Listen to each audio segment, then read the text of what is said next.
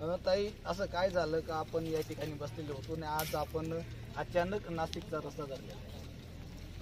दादा, या ठिकाणी हे पोरं 2 ते 3 दिवस झालेले रात्रंदिवस बसलेले आहेत. अक्षरशः त्यांनी आंघोळ्या केलेल्या नाहीये. रात्रंदिवस अक्षरशः काही जेवण केलेले नाहीत. प्रत्येकाला काहीतरी काही ना काही त्रास असतोच.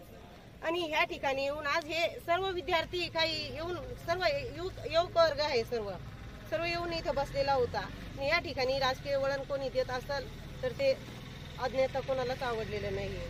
जेवढे इथे जमलेले हे माझे बंधू आहेत त्यांना कोणालाच आवडलेला नाही आणि त्यांनी निर्णय घेतला का आम्हाला इथं राजकीय स्थळ नकोय, आम्ही नाशिकच्या दिशेने हा मोठा वळवतो. तुम्हाला देखील अशी अनावर झाली होती, तुम्ही बाजूला जाऊन घेतला. आता काय बोलणार, एवढे माझे विद्यार्थी आणि म्हणजे माझ्या मुलाच्या वयाचे आहेत. आज माझे पण मुलं शिकताय. आज सरकार म्हणजे रात्रंदिवस म्हणजे मुलांना बसावं लागू राहिले या ठिकाणी. आणि आता म्हणजे बोलण्यासारखं तुम्हाला गेल्या 3 दिवसापासून किती मानसिक त्रास? त्या माझ्या मानसिक त्रासचा जाऊ द्या, म्हणजे ज्यांना म्हणजे जे होते जवळचे त्यांनी समजवलं, नको त्यांना नाही आवडलं त्यांनी त्या पद्धतीने येऊन समजवलं.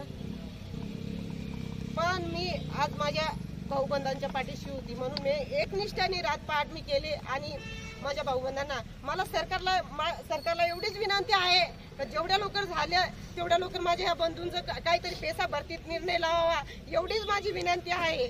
प्रत्येक आई बाईला रडवू नका तुम्ही. आज हे शेतकऱ्याचे पोरं आहेत आणि माझ्यासारख्या अशा माता भगिनी रडत असतील तर प्रत्येकाच्या माता भगिनीच्या तोंडातून काही ना काही म्हणजे अपशब्द निघून जातात.